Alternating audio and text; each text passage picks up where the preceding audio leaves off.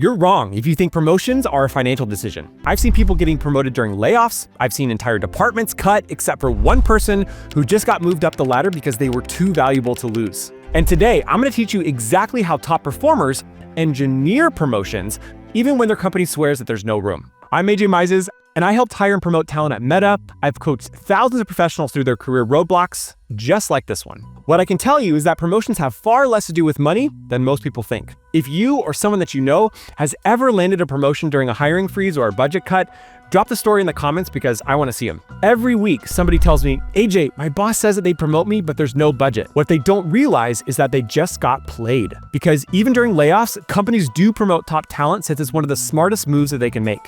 So for one, it helps keep their best people from jumping ship. A promotion signals that their work matters and their future at the company is super secure. Layoffs also leave skill gaps and leadership holes that need to be filled fast. Promoting somebody who already knows the business is far easier than hiring somebody from the outside. Plus, it doesn't cost as much. Hiring somebody from the outside, especially at senior levels, comes with big salaries, recruiter fees, and onboarding risks. Promoting shows the team that the company recognizes those who deliver even through tough times. But the people who get promoted don't get it because of luck. They position themselves to look and feel irreplaceable. Because when someone feels irreplaceable, the budget suddenly becomes flexible. You build this perception through how your work is framed, how it's communicated, and aligned with the company's future goals. So for example, let's suppose that you're a senior project manager. So instead of asking to be promoted because you've been there for 3 years, you position yourself as the strategic operations lead who's eliminated bottlenecks, scaled workflows, and unlocked hidden efficiencies.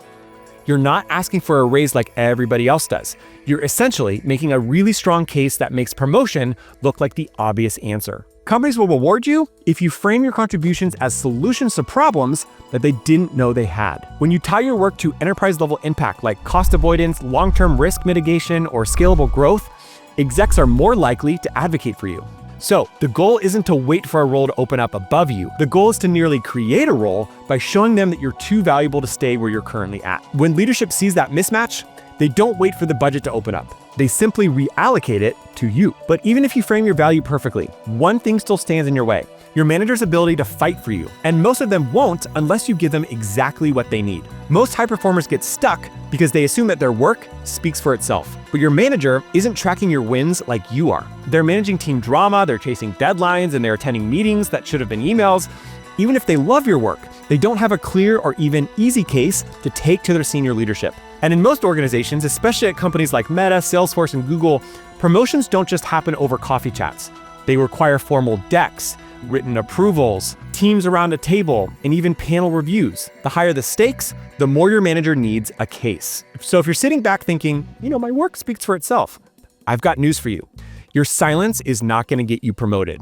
And the people who matter are far too busy to look at your work unless you tell them about it. That's why you need to arm your manager with the kind of narrative that they can take into battle, because that's what this is all about. There are battles for budget, approvals to hire more people, and gaining influence so that they get their way more often. I coach my clients on building what I call a promotion brief. It's a strategic one-page summary that gives your manager the exact ammo that they need to advocate for you without doing all the work themselves. So before you write your promotion brief, the first step is to think like a manager in a meeting. Your manager doesn't walk into a room and say, I feel like AJ deserves a promotion. Not at all. They walk in with a business case. So they ask, what did AJ do? How did it move the business? Why now? What problem are we trying to solve by leveling them up? If your manager can't answer those questions in 90 seconds, you lose. Even if you deserve the role. So you're gonna write the case for them, and you're gonna write it so well that they barely have to edit it. Step 2 is where we write your promotion brief, and it's built in 3 sections. Section 1 is quantified wins. So it focuses on the impact that you created instead of just stating what you did. So you're gonna use this format.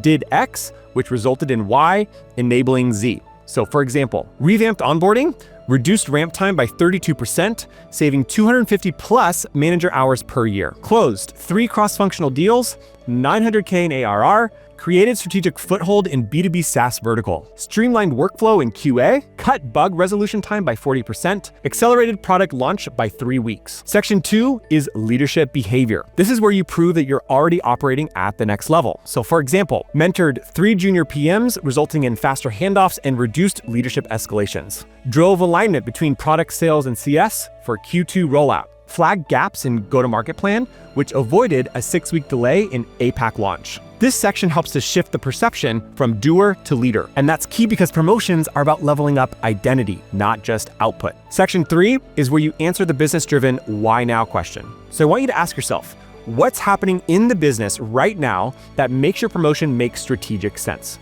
What future pain are you already solving? What fire will grow if they don't level you up? So for example, you could say, with the company expanding into the enterprise segment in Q3, this role upgrade allows me to formally lead strategic onboarding for our largest accounts. I've already built the framework and I'm ready to scale it. Step 3 is to make the ask without triggering defensiveness. And this is where most people botch, right? They dump their wins in a slide deck and say, I think I deserve a promotion. No. Instead, you're going to frame it like this. I've been reflecting on the business challenges that we're tackling this year and the role that I've been playing in addressing them. So I put together a 1-page promotion brief to help you see the patterns. It outlines the business outcomes that I've driven, the leadership behaviors I've demonstrated, and why formalizing the next level of my role could help us move even faster. I know promotion decisions often involve different conversations, so my goal is to make your advocacy as easy and supported as possible. If there's anything I should add, clarify, or adjust, I'm open. I just wanted to take the initiative. All right, so this does 3 things. First, it frames the brief as helpful and not demanding. Second, it makes the promotion about the business, not your feelings. And third, it positions you as a strategic thinker instead of an overly ambitious employee. Apart from writing a 1-page promotion brief, you can even offer to write the internal proposal email for your manager and have them send it. So for example, you could say, if it helps, I'm happy to draft the first version of your internal proposal email that you might need to send to HR or leadership. I know everybody's swamped, so if I can reduce the lift, just let me know. The key here is to stop hoping that your manager magically sees your value. You want to show them what to say, how to say it, and why it benefits the business. But there's a trap that I see talented professionals fall into all the time. If they can't give me a raise, there's no point in asking for a promotion. Sounds reasonable, right? But that mindset ties your growth to somebody else's wallet. It makes your career dependent on an accounting line item, and that's not good for you or your family. Unfortunately, this is how professionals get quietly sidelined. But the way around this is to realize that most promotions don't begin with money, they begin with titles. And the smartest operators know this. They know a title is more about leverage than compensation. Title and compensation don't have to happen at the same time. Titles are often free to grant, and they carry enormous downstream value for you and the business. The right title on your resume also changes how recruiters see you. It changes how people perceive you. It changes which rooms that you're invited to. And it changes what opportunities you can access even outside your current company. Let me show you how that works.